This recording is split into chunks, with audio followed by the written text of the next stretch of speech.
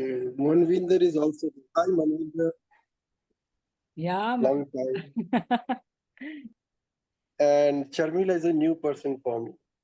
Although I was seeing her name in the book. Yes. So to know her, you have to read unscripted. Yeah. Her name is also there quite properly. Right. So welcome everyone. This is a very special session. Special because it is not by me. So I'm at the learner's seat, very relaxed and chillaxed. And today on the hot seat is Sumi Sundaran. And generally, Shakespeare also says that, what is in the name? Here I'm saying there's a lot in the surname, in her surname. So Sundaram means beautiful. She is beauty inside out, is what I would like to say. Because I've been privileged to be not just a colleague or not just a classmate with her, but also very good friends. And we have reached to this journey. And if I want to, say that where it started from, it all started from learning and simultaneously unlearning so many things together. And then maybe relearning from each other's point of view many a times through many discussions, which we keep on doing. And sometimes agreeing, sometimes learning, agreeing to disagree, but still, enjoying and relishing all those parts, rewiring ourselves, witnessing each other's rewiring, and finally moving from rewiring to rewriting ourselves. And what I would say also that, scripting the unscripted together while unscripting so many limiting beliefs, which we all go through. So it's a very long, beautiful journey of friendship, I would say, as a friend. Professionally, she has been a certified NLP trainer, and also her work, which I'm very least aware about, despite being a very good friend. So I I hand it over to her. And today's book is also very special, as well as the coach who is guiding us today is wonderfully special. So over to you, Sumi.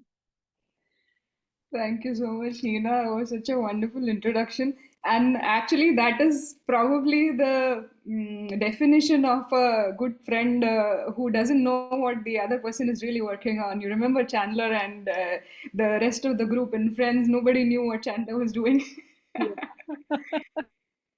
Cool. All right. Heena, you also mentioned about rewiring and such, and this book is kind of similar to that, or in the direction of supporting with rewiring, right? And it's called Getting to Neutral. Yeah, it's called Getting to Neutral. And I will start, actually, I'll start with a question. So let's take a walk down the memory lane all the way back to March 2020, March, April 2020. Do you remember what was that? What was it that we remember happened in March 2020? Exactly, COVID, yes. So there were different reactions to COVID, right? So some people were extremely negative and were scared about things. So how many of us here were, getting very affected by whatever was happening in and thinking about it negatively? You can either raise your hands or just speak out, and that's fine.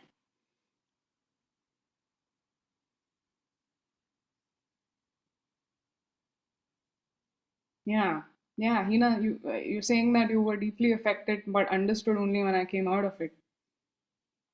I mean, we were affected by the negativity around. Every day we would wish that, we would come out of it, and the numbers showed the different pictures.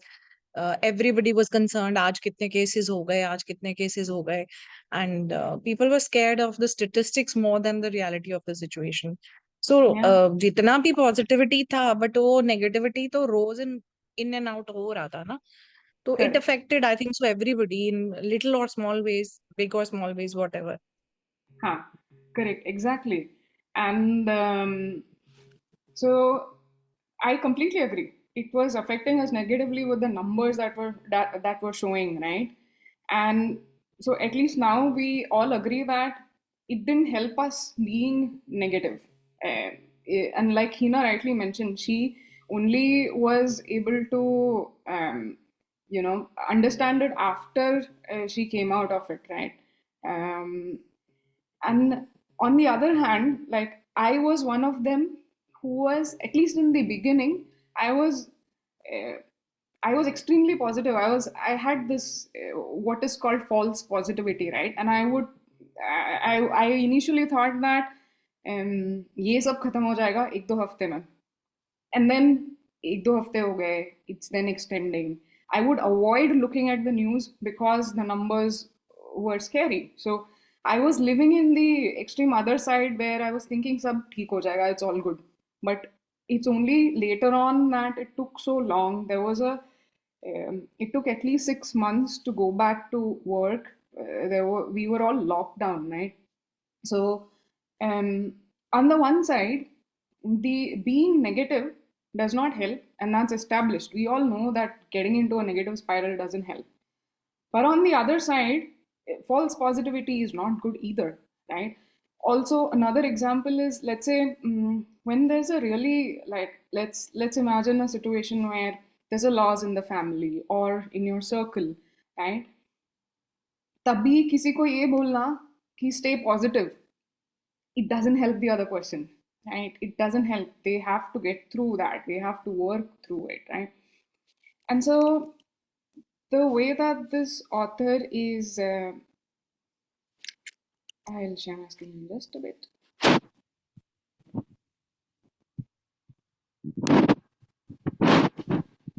And so the way that this author is saying is, negative spiral is not good. False positivity also doesn't help. And therefore, he talks about something in between. And he coined it neutral, right? Now, there's a very special story that he has explained in the book itself as to how he coined the term neutral. He's no more the author. He was a mentality coach for sports, especially baseball teams, and so he was already teaching neutrality to the group, but he didn't have a way of calling it, giving it a good name until then, until this one day when he was going trekking, because he knew that negativity is not good. So calling it non-negative is kind of not the best word, right? And then there was one day when he went trekking with his wife, his then wife, and he talks about how it was very hot that day. It was like 43 degrees, and they started out early in the morning, but by the time they finished the hike, they were super tired. And he came down, he sat in his car, and he was soaking wet, like really tired, about to drop. And then he started the car, but he didn't have any energy to drive. So in the car, right, there are gears, right? And between drive, he was on drive, and between drive and reverse, there is parking and neutral. And so instead of putting the car into parking, he put it into neutral. And that is when he got the idea of calling it neutral. That's the in between, the pause, where you pause to think, where there is no judgment, where you are trying to be in a space without bias, right? So moving along, I would like to tie this neutral thinking also to NLP. I would keep connecting it to NLP wherever I can, right? And it's okay that if you have not learned NLP, I can briefly explain it and then you'll get it. So in my mind, this is quite tied to NLP satire category called leveler.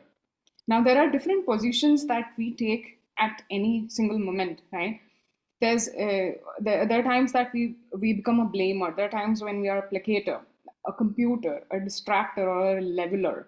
These are 5 different categories or positions that you can take in any given situation, right? If we are not conscious, then we are choosing one of these positions without thinking about it. Like, let's say I'm telling my sister that you always do this, as an example, right? That's being a blamer. maybe that's not by choice, that's happening by itself, right? But that is where there is this last position called leveler.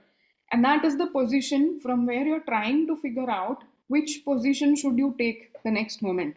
And that's when you're very conscious. And I somehow feel that the neutral thinking is quite tied to the leveler position in that we have, some of us have learned in NLP, right? And now I would like to show you a video, and which means I need to share again with sound. Just give me a second.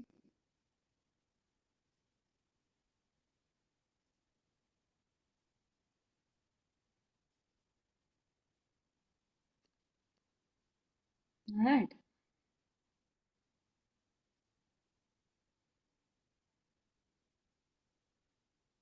Okay, do you see the screen?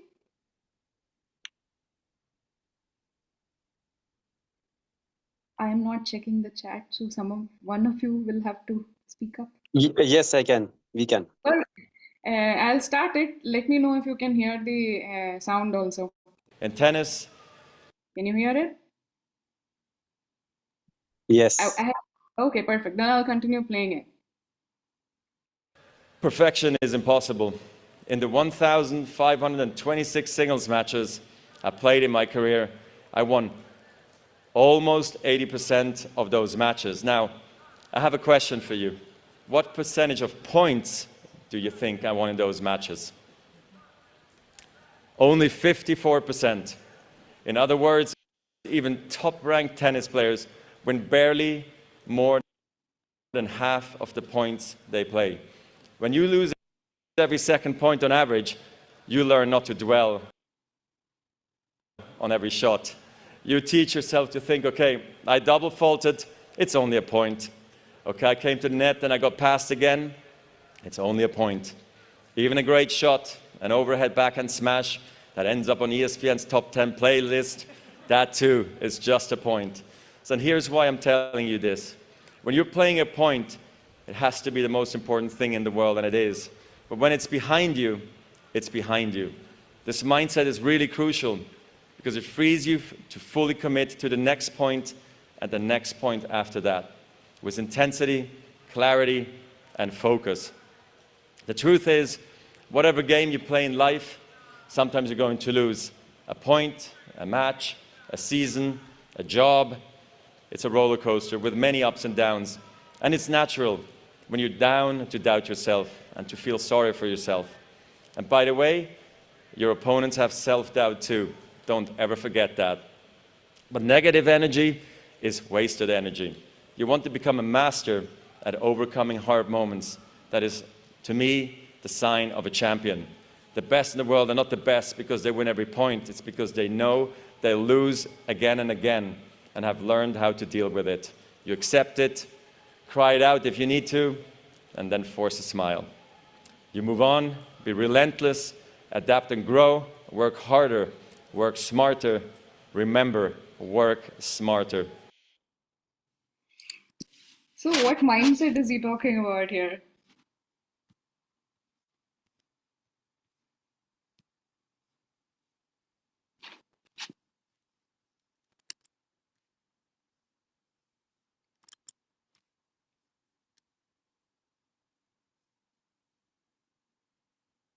How was it, and what did we learn from the video?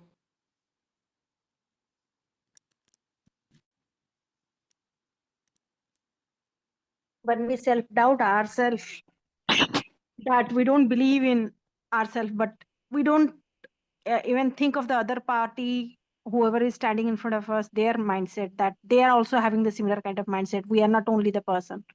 Yeah, So yeah, at the same time that everybody is like, in the standing front to front, but we think that they are the, they are more powerful, or they are more having the courage, everything. They are a little bit upper to us, but point is they have the also similar mindset. So that's what is yeah. my takeaway. Yeah.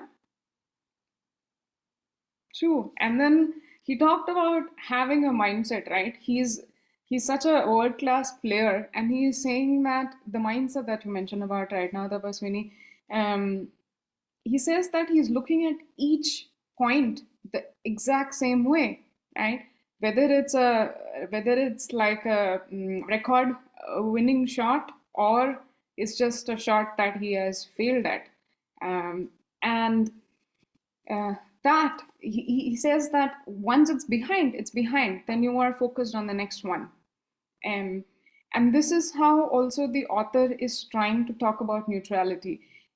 Roger Federer here is not talking about neutrality, but that essentially is the crux of what is in the book, because the author has been a mentality coach for baseball players or teams, and then this is the mentality that he was trying to coach the teams on, where once it's behind, it's behind. You take every shot as it's as if it's the first shot, right? Like there's nothing to bring over to when you're taking the next shot. And that is how he has defined neutral thinking. So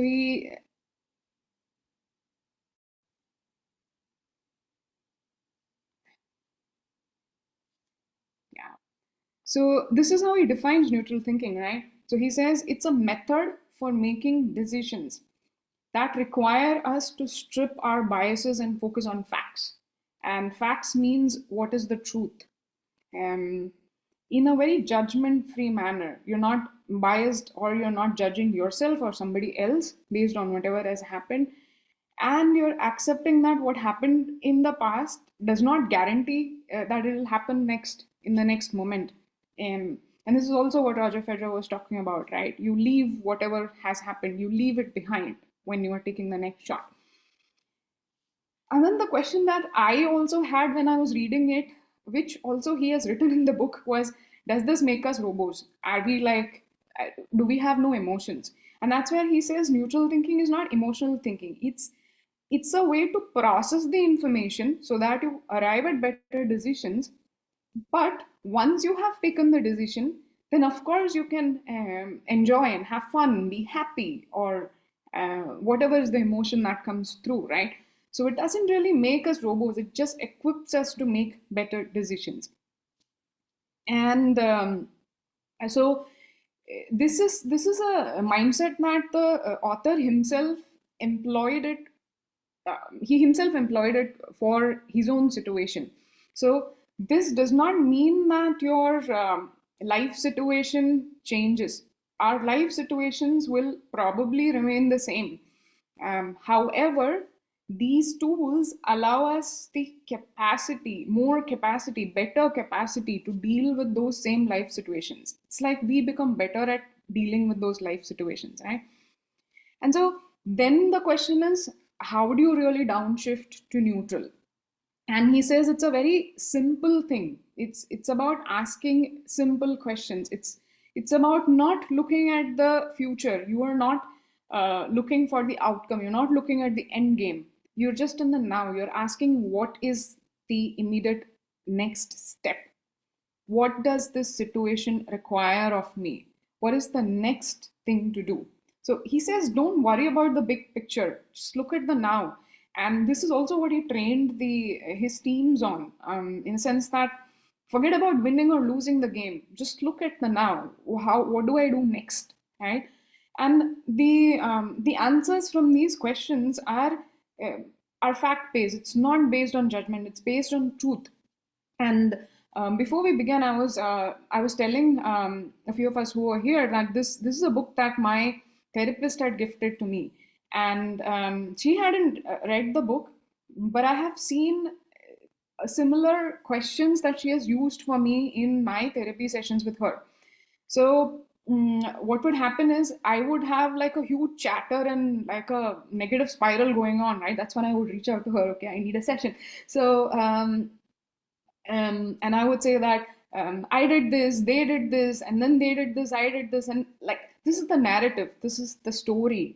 And immediately when she asked, the question that she asked me would be, what is the truth of the situation? and then my mental chatter would just go down. Now I'm thinking, what is truth? What is really happening here? It's not the story. There's something underlying there, right? My one of my boundaries is broken, or one of something is something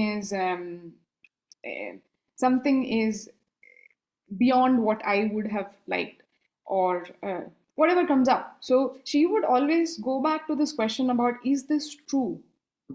What is the truth about the situation?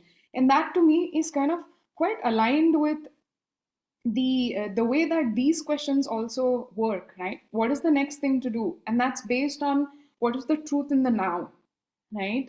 And there's no judgment, there is no bias. It's what is it, what is right now, which helps me decide what to do next. Okay. Now, so far the author has talked about what is neutrality, and how do you get there? How do you think neutrally? But then he expands it to a little more, which is called. He then talks about values. Yeah, so he later on talks about values. Now, values are very important. I also, the first time I read it, I didn't understand why is he talking about values. He talks about values and then behaviors, and so it's now that when I was preparing for this session, I understood why he is tying it to values. But before that, let me explain what values are. Values are anything that are important to us. It's the why for whatever we are doing in our lives. And whether we know our values or not, we're going to be we are going to be driven by it. Our lives are going to be driven by it. So it's rather better for us to understand what our values are, be aware of it, so that we can understand why we are doing what we are doing, as well as, if need be, change it if needed, right? It is possible to change, but it is like a harder one to change in the pyramid, and I'll show you what I'm talking about. But basically, values is anything that is important to us, and it's very important that we know our values so that we can live in adherence to our values, and then we are really in alignment with ourselves, right? So that's what the author is talking about. But briefly, I would like to show a little bit about values. And values is also a topic which comes in NLP.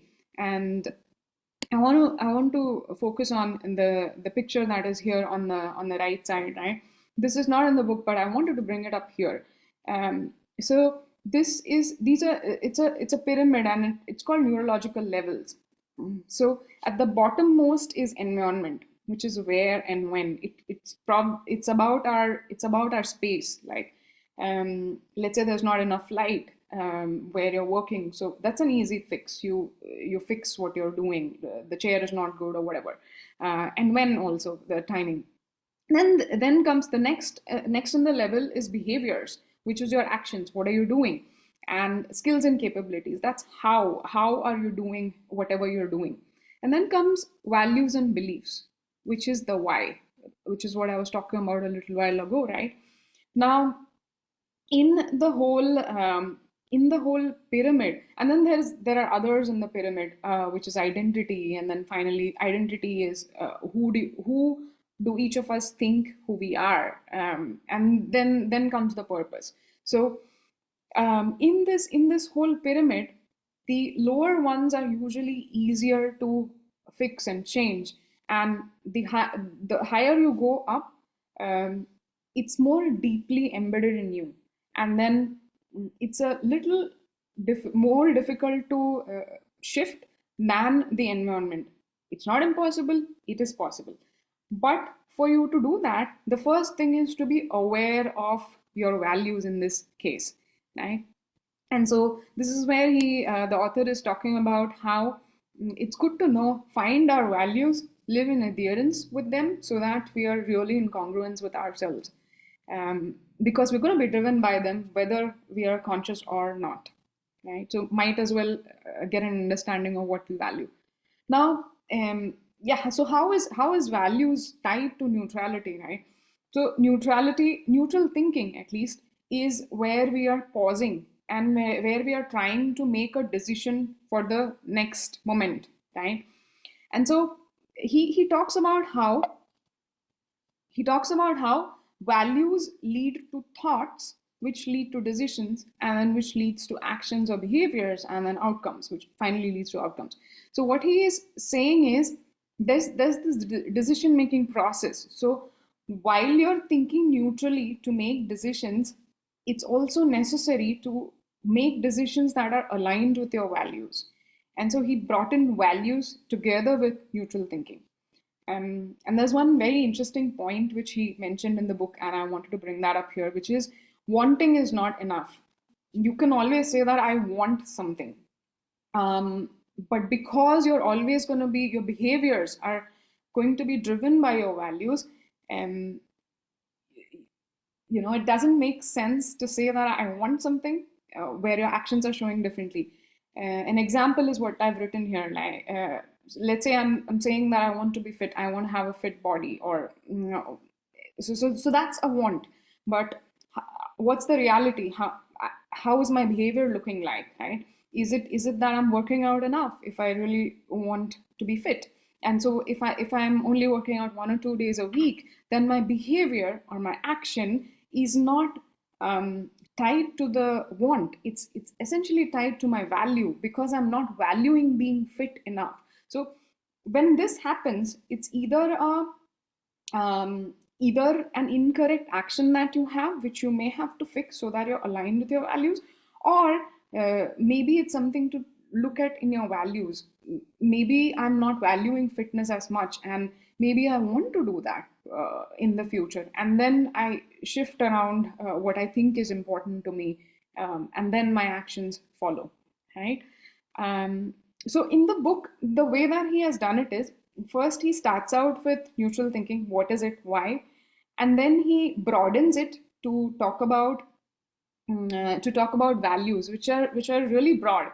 And then he brings it down to behaviors, because ultimately the behaviors or actions, the day-to-day, is what gets you to the outcome, right? And so he talks about how do you behave so that you get to success, to the success that you want. And so there's a really beautiful line that is written in the book, which is, first you form your habits, and then your habits form you. And while he is bringing it to behaviors from values, he's also broadening the definition of living neutrally, where he's saying that it's not a philosophy, but it's an action. Because living neutrally lies in each of the choices and decisions that you're making from one moment to another. And while you're making those decisions, you're not looking at the end game, you're not looking at the outcome, but you're looking at the process, which is to think neutrally and think from one moment to another, which leads finally to success, right? And there was another really beautiful line from the book, which is the last line here on the slide, which says, success is launched by your values. It is built by your behaviors, your actions, and then sustained by your daily actions or habits. So the reason he is bringing it down to daily actions is because that is what he wanted to bring to the team also. So know your values, and then you eventually tie it down to behaviors and actions while thinking neutrally, right? And while living that way. So when you have your daily actions, there is another thing which is quite important, and he says that we all have different things to do during the day, right? And he says that our brain works such that there's a law that he had mentioned there. I cannot remember the name of the law. I can look it up again. But the law says that our brain can have only one dominant thought at one time. So if I am focusing on one thing, then I'm choosing to not focus on something else, right? And because of the fact that we can have only one dominant thought in our mind at one time, therefore it's called, it's a very beautiful thing he's written in the book. He says it's called paying attention. because it's a cost. There's a cost to choosing to focus on one, because you're paying the cost of not paying attention to something else. So that's a choice that you're making, right? And he talks about it. It was actually his father who calls it locking on and locking out. So he talks about starving your distractions and feeding your focus. And there's a very beautiful line that he brings up also from another book, which is called 7 Habits of Highly Effective People. And it's a very beautiful line which says, the main thing is to keep the main thing the main thing. And so it's for you to know what is your main thing and to maintain your focus on the main thing. There's another line he has written in the book, which is called eyes on the prize, right? But he says this is a non-neutral phrase. And I agree, because when you say eyes on the prize, firstly, you're in one thing, of course, is you're focusing on the outcome than the process. You're focusing on the end goal instead of looking at the now. And the other thing is somehow the prize is becoming like a positive thing, right? Like the idea is not to be false positive or a negative spiral, right? So both ways, I love the thing about the main thing. So the reason he has brought in locking in and locking out is about the focus is to take that with you when you are doing your daily actions, right? That is the way to success, he says. And in the baseball group, or at least the teams that he was coaching, there was one rule, or there was not a rule, but it's like something that they would do before the main game. Let's say tomorrow is the game day, so today is the pre-game day, right?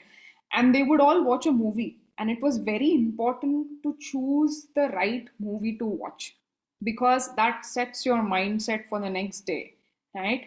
And so he talks about pre-game, and he says how that matters. The pre-game is important.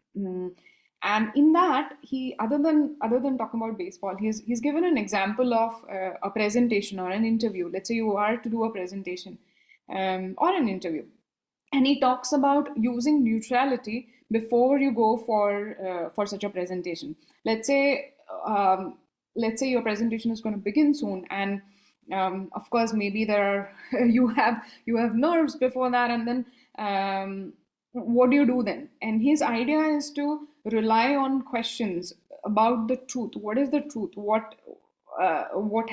So when you think about what is the truth, right, then it's thinking about the preparation that you've done. You have done enough preparation. You have looked at the stage. You have looked at the space that you will have on the stage. You have looked at the lighting in the room, and those are things that you have done enough to prepare.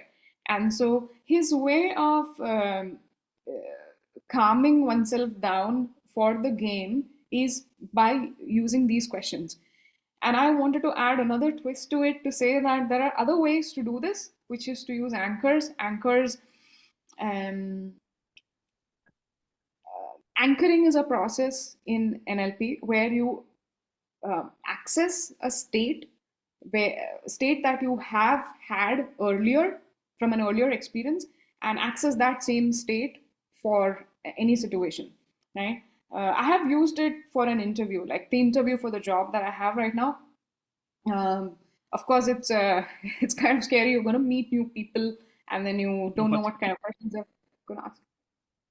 Did we have a question or a comment? Okay, so I have used it for an interview. It was a time when I didn't know what anchors are, but one of my friends, she had asked me to use anchors for my interview, and she said, think about the earlier interview that you've had. Think about how you felt when you were going into that interview, and use that energy to go for this interview, right? So anchoring is essentially using a state that you have had access to before, so that you can use it for your next moment, next interview, whatever. I have also used it for stage performances. And I know that the NLP group that we were learning together with, they have helped me to create anchors for being ready for the event, right? And anchors can also be physical anchors, like, you know, mudras, or like touching your heart. It can be anything. It can also be, sometimes it can also be smell anchors. These are like these are anchors that you could set it, like, let's say a smell reminds you of something else, some person, and then you could also ignite that kind of a smell or a fragrance in order to get into that state. So there are various kinds of anchors, and it absolutely can be something that you can use for your pre-game, as a pre-game for your presentation, for your interview, for anything that you would like to access state from the past that you've experienced, right? And towards the end of the book, he talks about how everyone needs a coach, and I love these. These are exactly from the book, but I would like to read these out. He says, just as we can't fire our kids, we can't fire ourselves. We have to live with ourselves, right? And so he says it's best that we figure out how to coach ourselves. I do agree with that, that we should try and coach ourselves. While I say that, I would also say that it's okay to have someone else help you with coaching also, right? There's no harm. And the last line here, where he talks, there's a reason I have also made the line bold. We talk about how we always hear about how we should know ourselves better, and that's when we are in alignment, and about being ourselves and such. But the way that he has phrased it here, that makes a shift, because he says, understand your own influence on yourself. This is like saying that you have power on yourself, right? And that I thought was really beautiful in how he has phrased it, instead of saying, you know, just know yourself. No, know your own influence on yourself, and then there lies the power to shift if you would like to. And there are some final thoughts. The last chapter in the book, it's called "There Is No Finish Line," and as scary as it may sound, I have now come to understand it in general, from a life perspective, if you will. And I'll read through all the points here, but let's just look at there's no finish line, right? First, so he says that it's about choosing each moment one after the other. So he says, without judgment, give each moment a life of its own. Position yourself with simple behaviors to do the basics better. Minimize your distractions, lock on to what matters, and lock out everything else. And he says the past doesn't predict the future. Each moment is its own journey. So you own the next and the next and keep going. So that's where he says there's no finish line. And to add to it a little further, I'd like to say that the way I understood it better, I think a couple of years ago, was that, and it was very easy to understand when I heard this example, right? It's like taking a shower. You're taking a bath, or you're brushing your teeth, as an example, every single day, or some of us once in 2 days, I don't know, whatever.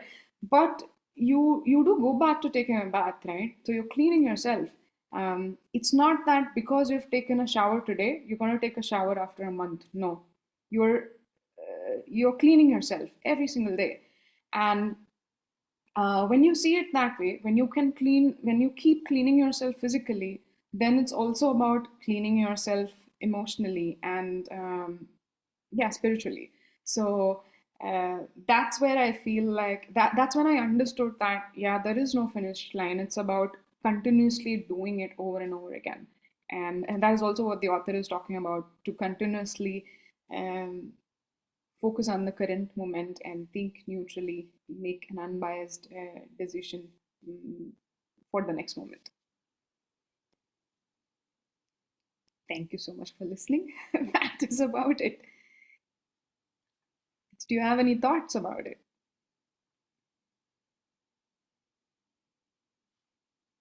Hey, Heena, you have your hand raised. Yeah. So one thing I just wanted to open for discussion was that all this while we always, hear this thought that you focus on the process, not on the outcome. Even like I might be wrong, and that's why I'm discussing it here. That Gita also says कि कर्म करते रहो, फल की चिंता मत करो. Right? Yeah. Here the author has actually challenged that thought, and I was very interested. It was like, wow, that's also a perspective to look for. We never thought about. So, what's your take on that when these two, I would say, contradicting thoughts are there, or both the school of thoughts? But he's actually saying, don't look at the end game, look at the process, like the moment. Where once you said na ki, okay, I might have misread then. Ki, Yeah. focus on the goals and not the process. I might have misunderstood that. Okay. Because what he's saying is, it's similar to the Roger Federer example. Look at the now, look at the current shot. What is gone is gone. And so he says, don't look at whether you're going to win the game or not. You will win the game if you look at the now, if you look at the current shot, whether what went behind was a bad shot or a good shot, still come back here and do the next thing. Yeah, maybe I didn't clarify it along the way, but yeah, he says don't look at the end game. Look at the. That's where he thinks it's necessary to think neutrally. Look No, at the. it might be fault from my side also because I am surrounded by my son. No, so हो सकता है मैंने ही गलत सुन लिया. Yeah. Yeah. Yeah, it's an interesting one. I like because it's about truth, right? And I really like it because more so because my therapist would always ask the question, what is the truth?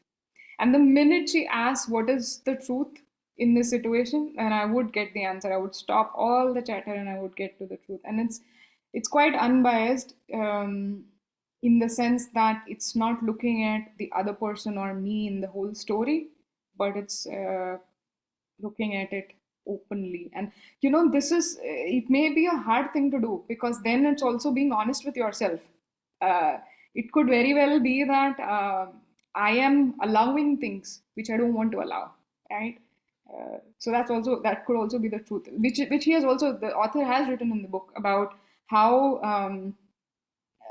asking those questions could also be a hard exercise to face for us, but it's better that we face those so that we are aligned.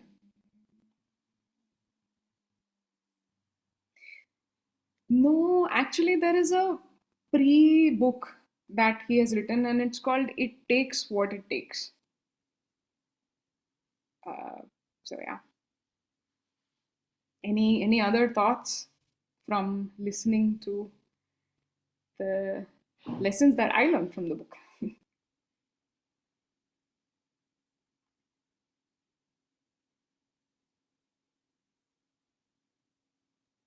I love the last line that is, there is no finish line. It's always a start. So that's Yeah. what it's like, something, it's always writes me. There is no finish line. That's what even I call is in my, every that I take the classes whenever it is like, that Yeah. it's a journey. It's not a end ever. Yeah. So every time you move one step ahead, you always get closer to your destination, but it's always again that there is more deeper to dig down. Yeah. And it's I think it may look or seem daunting at least it was I think 2 or 3 years back. I was like, what, how can, like, when is this going to be done, right? Yeah, right. But it's Right. it really hit me when I was given the cleaning example. I was like, yeah, it's easy to look at it that way. Yeah, but there is no finish line, so There that's is good. no finish line ever, ever. Yeah. Because when you know that this is like that. You get something and then you have uh you have again wish to get another the next Yeah. thing again. So basically what I say exactly is in my language, that is, healing is a process, it's not a destination. That's how Yeah. I just share. And I Yeah. loved it, but the way that you have taken it, your therapist language, and the way that you are sharing, literally it is inspiring. Mm. And one more thing, that the clash that you had between you and not you and Hina, but it is like, what Hina has heard and what you have shared, I would say on that both are correct. Or Yeah. what Hina has also challenged that point of, like, got that moment. It's like this: when you know your endpoint, you get to know where to reach, but always to focus on the next step is something that we have learned it from our 25th hour workshop, or from everywhere that we go, that always, just look at your next step.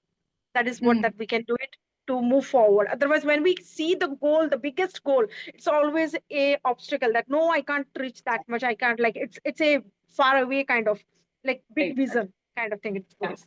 Yeah. So thank you Exactly. so much. Both were right. Like, I was loving that discussion, and I literally want that to prolong that when you people are discussing. But you No, said no, you got agree to that. I wish that no, you but would not have got agree. yeah, but we were aligned, like we were thinking the same thing. And I actually really liked it that Heena, you brought up how Gita says, Karm karo, phal ki pratiksha mat karo. It's interesting to see how all of this is already there in our scriptures, and then it's showing up in the books that we're reading now. So, guilty as charged, I have not read the Gita, but I have definitely read Getting to Neutral. So, probably I'll know a lot already when. Of course, we know all these lines from having heard about it from childhood, right? Karm karo, phal ki pratiksha mat karo. But this is exactly what the book is also talking about. So, it's good. There's no conflict. Yeah, there is no conflict, but it has been sometimes that in conflict that we get some wisdom. So thank you Yeah, so for much for sharing your, that knowledge of wisdom that you have brought it from the book, and literally interesting. I really wanted to go through at least a couple of points. The summary, at least, I really wanted to go by tonight. Thank you so yeah, much yeah, for this sure. amazing book. Thank you. Hina, I think I'll pass it back to you unless someone has anything else to share. Okay, so wonderful. I'm completely clean bold, and this guy also seems to be clean bold. So thank you so much, Sumi. I am also keeping it very informal, and thank you all for being here. And it feels like a family back here, because all are known faces. So thank you so much. Anything worth sharing, if you want to share in the groups, also want to initiate a discussion regarding that, Sumi will be most happy. I guess she will also be happy for a one-on-one thing, right, Sumi?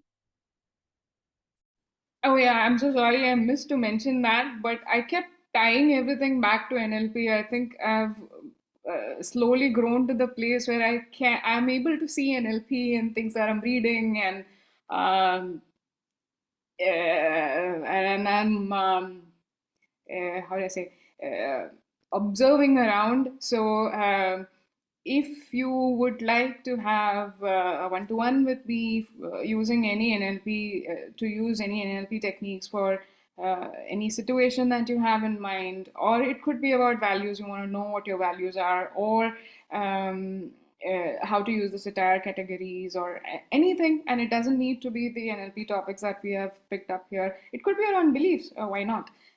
So if you would like to have a one-to-one session with me, please feel free to reach out. Thank you.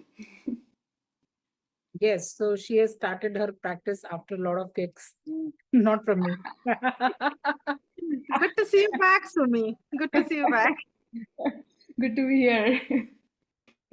Okay, so bye-bye everyone. We'll meet again with some other book. And I'll try to bring her on board frequently. I have to say thank you for the opportunity, Heena. Thank you so much. Thank you. And also for pushing me to finally do this. It's an opportunity for us also to learn from you. Thank you. Okay, bye-bye everyone. Good night.